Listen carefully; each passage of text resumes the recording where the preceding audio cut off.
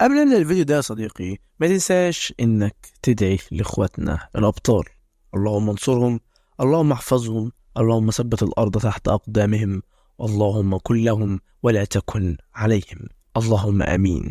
النهارده يا صديقي هنلخص الفيلم اللي الكل بيقول عليه انه ارعب فيلم في اخر 10 سنين في السينما، فهنشوف هل الكلام ده صح ولا انا عندي راي تاني. شايف جاهز؟ طب يلا بينا. بيبدأ فيلمنا يا صديقي في الماضي مع طفلة صغيرة اسمها لي حاليا ما كانت قدام بيتها وبتشوف عربية غريبة كده قدام البيت، وما بتكونش عارف هذه عربية مين بالظبط. مرة واحدة كده بتشوف ليه شخص شكله غريب ومرعب واقف قدامها، وبيتكلم الشخص ده معاها وبيكون عارفها وعارف كمان ان النهاردة هو يوم عيد ميلادها، وده بيقلق ليه منه جدا. وللأسف مش بنشوف مين الشخص ده ولا بنعرف عمل ايه مع ليه بالظبط. عدت بقى ايام وشهور وسنين كتير على كل ده، وبنشوف ليه حاليا واللي بتكون كبرته شغاله شرطيه في مكتب التحقيقات الفيدراليه اللي هو الاف بي اي. المهم ان حاليا مدير ليه في الشغل كان جامع ليه وكل الضباط اللي في الاداره، وبيعرفهم ان في شخص قاتل مشتبه فيه في حي كده معين، وبيطلب المدير من الكل انهم ينطلقوا ويدوروا عليه في اسرع وقت. تخرج ليه تدور على القاتل ده مع الضابط زميلها اللي اسمه فيزيك، وبيوصلوا الاتنين للحي اللي المفروض القاتل عايش فيه وكده. يعني الفكره بقى اننا بنشوف كده ان ليه عندها يعني بصيره غريبه، لانها بتعرف زميلها في فيزيك انها شاكه في بيت معين ان القاتل يكون فيه، تطلب منه يكلم الاداره يبعت لهم تعزيزات. ولكن فيزيك ما اقتنعش بكلام ليه، خصوصا ان ما فيش اي ادله ان ده بيت القاتل فعلا. فبالتالي بيقرر فيزيك الاول انه يروح للبيت ده ويشوف مين اللي فيه بالظبط، بعدها يبقى يكلم الاداره. فعلا راح فيزيك للبيت وخبط عليه، فخرج له صاحب البيت وبدأ فيزيك يعرف الراجل ده بنفسه. ولكن وسط ده كله الراجل بيضرب فيزيك طلق في دماغه ومش بيخليه يكمل كلامه حتى. طبعا بتكون ليه مرعوبة من اللي حصل ده، ولكنها بتهدى وبتطلع مسدسها وبتدخل البيت وبتقدر تثبت القاتل ده وتقبض عليه. بعد كل ده بكام يوم بتكون ليه مع رئيسها في الشغل العميل كارتر، وكمان مع عميلة معاهم في الشغل اسمها براونينج، وبيكونوا الكل حاليا قدام بيت كده بتاع عائلة اسمها عائلة هورن، وبيراقبوا البيت ده. وبيتكلم كارتر مع الكل وبيعرفوا ان البيت ده من شهرين تقريبا اتقتل فيه كل عائلة هورن، واللي قتلهم هو الاب الكبير بتاع العيلة، وبعد ما قتلهم قتل نفسه. لكن بيكون كارتر شاكك ان دي جريمة قتل، وان في شخص غامض اكبر كبير العيلة انه يعمل كده في عيلته وفي نفسه. بيكون كارتر متأكد من كلامه ده لانه جنب الجثة لقى رسالة مشفرة، والرسالة دي الخط اللي كتب بيه يا صديقي مش بيتطابق تماما مع اي حد من اللي في البيت، وده دليل قاطع ان في قاتل هو اللي اكبر كبير العيله يقتل عيلته بالشكل المرعب ده. وبيعرفهم كارتر كمان ان القاتل ساب الرساله المشفره ممضيه باسم غريب هو اسم السيقان الطويله او لونج ليجز. يعني بيعرفهم كارتر ان لونج ليجز ده عمل جرائم قتل كتيره جدا بنفس الشكل ده، وهو ان عيله كامله تتقتل على ايد حد من العيله دي، وبعد كده يلاقوا رسائل مشفره ممضيه من لونج ليجز وبس. بياخد كارتر ليه بعد كده في مكتبه وبيوريها أدلة وصور من 10 قضايا مختلفة كان القاتل فيهم هو لونج ليكس، لأنه ساب رسائل مشفرة في مسرح الجريمة. وقتها سألت ليه كارتر إيه الرابط المشترك بين كل الجرائم دي، فعرفها كارتر إن كل العائلات اللي اتقتلوا دول كان عندهم بنت مولودة في يوم 14 من أي شهر، وده الرابط المشترك بين كل العائلات. يعني كل العائلات بالصلاة على النبي اللي اتقتلوا دول كل عائلة فيهم كان عندهم بنت مولودة في يوم 14 من شهر معين، أي شهر بقى، المهم إن هو يوم 14 وخلاص وبس. تاخد بقى ليه المعلومات دي وبتبدأ تشتغل عليها، وبتفضل تشتغل وتشتغل لمدة طويلة جدا. لما بتخلص بيجي لها كارتر وبياخدها الكافيه كده بحيث يشربوا حاجة ويتكلموا. فعلا بيبدأ كارتر يتكلم عليه ويسألها هي وصلت ليه، فعرفته ليه انها رجعت على كل القضايا اللي اداها لها، واكتشفت ان كل القضايا دي القاتل فيها كان كبير العيلة واللي بيقتل عيلته كلها وبعد كده بيقتل نفسه على طول. بتعرفوا ان كل البيوت اللي تمت فيها الجرائم ما كانش فيها اي دليل على وجود شخص غريب، وغالبا لونج ليجز ده بيقدر يقنع كبار العائلات انهم يقتلوا عائلاتهم بشكل ما، ولكنه مش بيشترك في عملية القتل دي ولا بيكون حتى موجود أصلا وبس. تخلص لي كلامها وبتكون ماشية، لكن كارتر بيطلب منها توصله لانه تقف في الشرب. فعلا بتوصله ليه بيته، وهناك بيطلب منها كارتر تدخل معاه البيت يعرف على عيلته. تدخل ليه معاه وبيعرفها كارتر على عائلته المكونه من مراته ان وبنته الصغيره روبي دي بقى بتطلب من ليه انها تيجي تقعد معاها في اوضتها، فبتروح ليه فعلا تقعد معاها وتفضل روبي تتكلم مع ليه شويه. وسط الكلام بتعرف روبي ليه ان عيد ميلادها يوم 14 في الشهر وانها عايزاها تيجي لعيد الميلاد ده، فبتوافق ليه وبتسيبها وتمشي. بعدها روحت ليه بيتها اللي عايشه فيه لوحدها تماما. اول لما روحت اتصلت ليه بامها، واللي بنعرف انها عايشه لوحدها بعيد عن ليه. المهم ان ليه بتفضل تطمن عليه عليها وتسأل عن أحوالها وما إلى ذلك يعني. ووسط ده كله بتسمع ليه صوت غريب من برا البيت، فبسرعة بتقفل مع أمها وبتخرج تشوف فيه بالظبط. ولكن ليه لما بتخرج مش بتلاقي حد قدام البيت، لكنها على الرغم من كده بتكون حاسة إن في حركة حواليها، بس يعني ما حطتش كل ده في بالها ورجعت تاني للبيت. وهنا بقى كانت المشكلة. ليه بقى؟ لأن بدخولها للبيت يا صديقي بتلاقي إن في حد سايب لها جواب على المكتب بتاعها. تاخد الجواب ده وبتفتحه، فبتلاقي في صورة كده لطفلة صغيرة، وفي ظهر الصورة دي كانت في رسالة مشفرة، وفي النهاية في إمضاء باسم لونج ليجز. فبتعرف ليه على طول إن رسالة لها الرسالة دي هو القاتل. تبدأ ليه بقى تحاول تفك الشفرة بتاعت الرسالة وبتنجح فيها فعلا، وبتلاقي ليه إن لونج ليجز القاتل ده كاتب لها إنها لازم تبعد عن قضيته وملهاش دعوة بيه أو هيضطر يقتل أمها. طبعا بتتوتر ليه وبتخاف جدا وما بتكونش عارفة تعمل إيه بالظبط. لكن يعني وسط ده كله بتيجي ليه مكالمة من واحد من زمايلها بيطلب منها تيجي البيت معين كده لأن حصلت في البيت ده جريمة. فبتروح ليه على البيت فعلا، وبتلاقي هناك كل زمايلها الضباط. تلاقي طبعا رئيسها كارتر موجود. كارتر عرفها ان العيله اللي في البيت هنا كلهم مقتولين، وانهم مقتولين من اكتر من شهرين، ولكن يعني تم اكتشاف الجريمه دلوقتي. وبيعرفها كارتر ان القاتل في الجريمه دي هو لونج ليجز برضه، لانه ساب رساله مشفره كعادته يعني. بعد كده بتدخل ليه وكارتر الاوضه اللي فيها جثث العيله، وبيشوفوا الجثث واللي طبعا بتكون بشعه لانهم اتحللوا والدود بياكل فيهم حرفيا. والعلم بيكون من ضمن افراد العيله طفله صغيره وعيد ميلادها يوم 14، وده يعني دليل تاني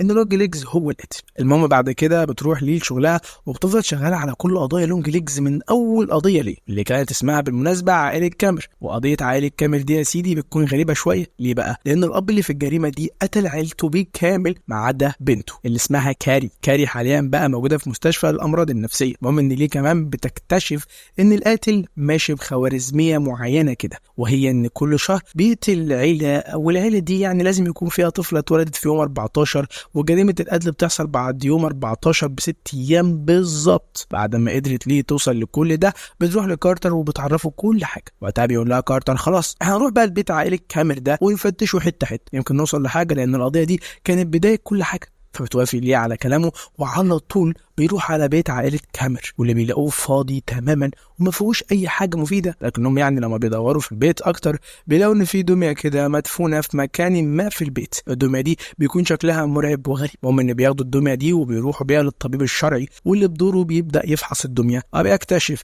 ان فيها كورة غريبة كده في رأس الدمية دي. وبيعرفوا من الدكتور ان الكورة دي يا صديقي مصنوعة من المعدن وفيها طاقة غريبة. بيعرفوا ان لما كان بيفحص الكرة الحديد دي اللي كانت في الدمية كان بيتخيل حاجات غريبة عجيبة ومش عارف ده حصل ازاي. في الوقت ده بقى بتبدأ ليه تفتكر حاجات من ذكرياتها، واللي ما تعرفش الذكريات دي جات لها ازاي اصلا وازاي كانت ناسياها. المهم ان ليه في الذكريات دي بتشوف القاتل لونج ليجز وهو بيصنع الدمى، تحس ليه انها ليها علاقة بالقاتل ده بشكل ما يعني، ولكنها مش فاكرة تماما. بعد اللي حصل ده بقى يا صديقي بتروح ليه وكارتر المستشفى اللي فيها كاري بنت عائلة كامر، العائلة اللي كانت اول جريمة لونج ليجز لو تفتكروا. المهم انهم بيقعدوا مع مدير المستشفى اللي كاري محجوزة فيها، وبيعرفوا من المدير ده ان كاري من يوم ما دخلت المستشفى وهي حرفيا مش بتتكلم ولا بتتحرك من مكانها حتى. لكن من يومين بس في شخص جه زار كاري دي، ومن وقتها وكاري بتتكلم وبتمشي، ويعني حالتها اتغيرت 180 درجه. بيعرفوا من الدكتور ان الشخص اللي جه يزور كاري كان اسمه لي هاركر. وقتها بتتصدم ليه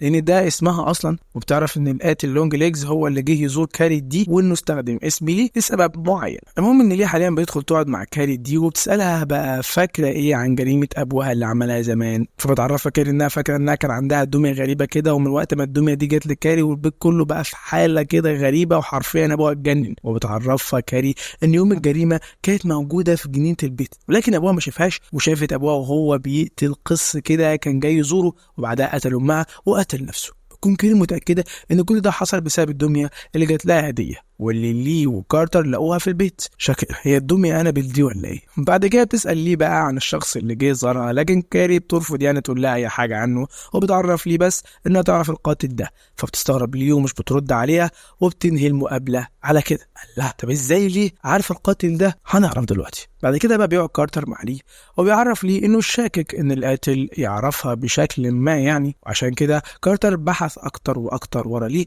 واكتشف ان ليه زمان وهي صغيره امها اتصلت الشرطه وقالت لهم ان في راجل شكله غريب عجيب بيقول على نفسه لونج ليجز دايما بيلاحق بنتها ليه وان ليه شافته كتير. وبيعرف كارتر ليه انها غالبا قابلت القاتل ده في صغرها وعارفاه ولكن حصل لها صدمه فنسي كل حاجه بخصوصه يعني. بيطلب كارتر من ليه انها تروح تزور امها وتسالها عن الموضوع ده بالظبط، فبتوافق ليه على طول وبتروح تزور امها فعلا وبتتكلم مع امها عن لونج ليجز ده. ولكن ام ليه بتكون في حاله من التوهان كده ومش بتقول ليه اي حاجه مفيده. كل اللي بتقوله ان في شخص ما سمح ليها تكبر وانها ما ينفعش حاليا توقع الشخص ده. فبتستغرب ليه لكن مش بتعلق وبتطلع عليه لاوضتها القديمه تفتش في حاجتها القديمه على امل انها تفتكر اي حاجه. ووسط بقى حاجات ليه بتلاقي ليه صوره كده لشخص غريب. اول لما بتشوف الصوره دي بتتخض وبتفتكر ليه جزء من الماضي. وبنشوف ان ليه قابلت القاتل لونج ليجز ده زمان جدا زي ما شفنا في اول الملخص.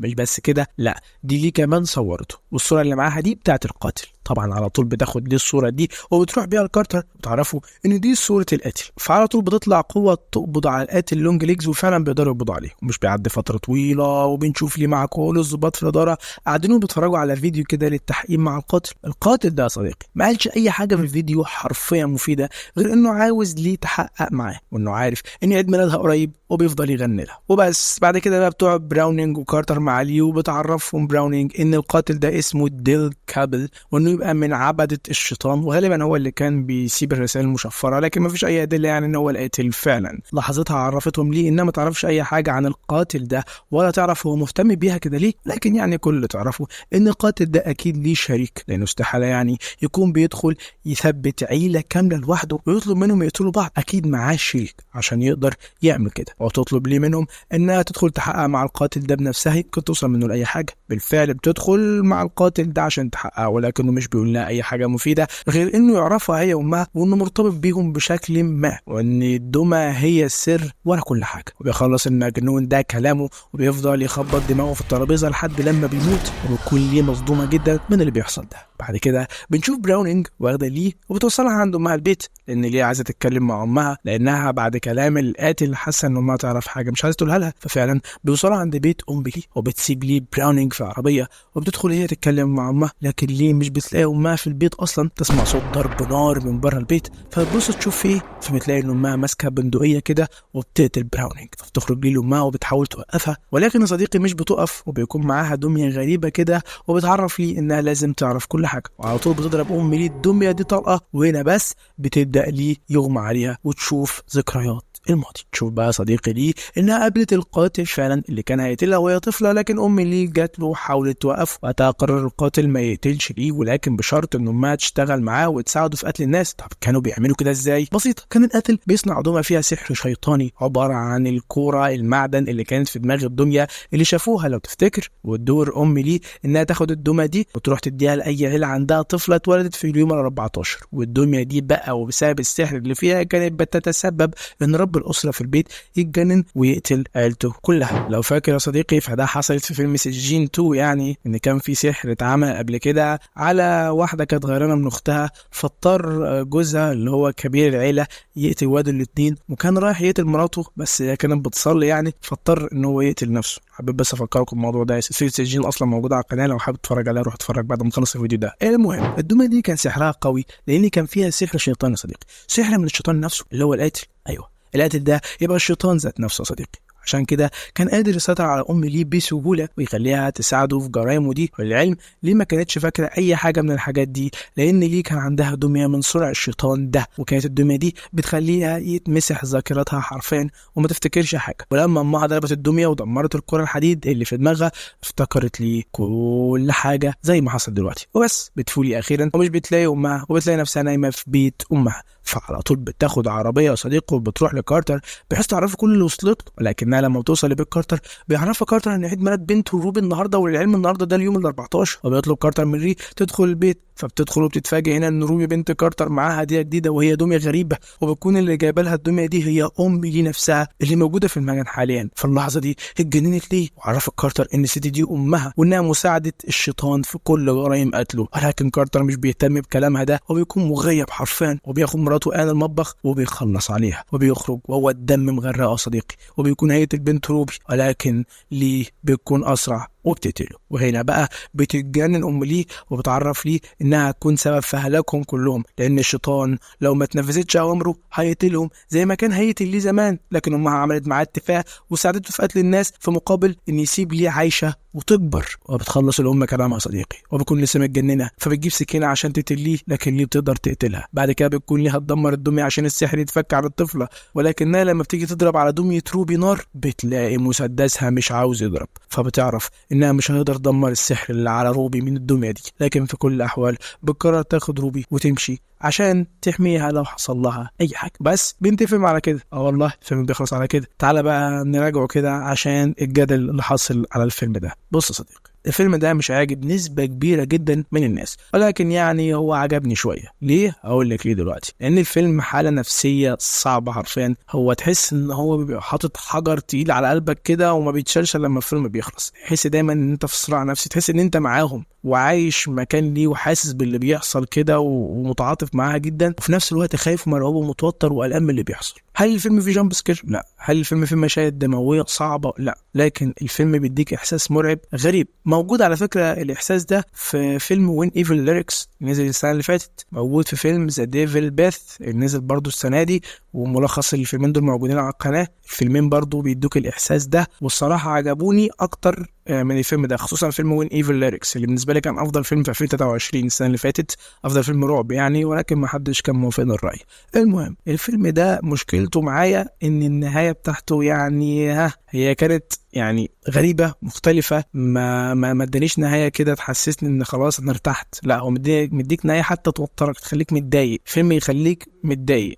الفيلم ليه خد تقييم عالي عشان الممثلين اللي فيه، عشان التمثيل اللي فيه، لأدائهم. الصراحة حسيت ان المخرج الصراحة يعني كان المفروض يسيب لي شوية حاجات كده في وسط الفيلم اخد بالي منها مع نفسي، يعني اجتهد عشان اعرفها، مش كل حاجة يقولها لي مباشرة كده عشان اتفاجئ مع كل مشهد. يعني دي برضو واحدة من السلبيات اللي شفتها في الفيلم. ولكن الفيلم زي ما قلت لك مش هيعجب نسبة كبيرة جدا من الناس، ولكن يعني مش بطال، بس ما يستحقش الحملة الرهيبة اللي كانت عليه دي. اي فيلم بيبقى عليه حملة رهيبة بعرف تماما ان هو مش هيبقى احسن حاجة. المهم تقييم الفيلم ده صديقي هو 7/10. فيلم يعني مش وحش قوي ومش حلو قوي، شغال يعني، ممكن اديله 6 كمان من 7. المهم ما ننساش يا صديقي، طول ما انت ربنا وبتعمل خير كل هيبقى تمام. ولو ما صليتش اي فرض من فرض ربنا النهارده قوم صليه، لان الصلاه اهم مني ومنك ومن الفيلم ومن الدنيا كلها. اشوفكم في الفيديو الجاي. يلا سلام.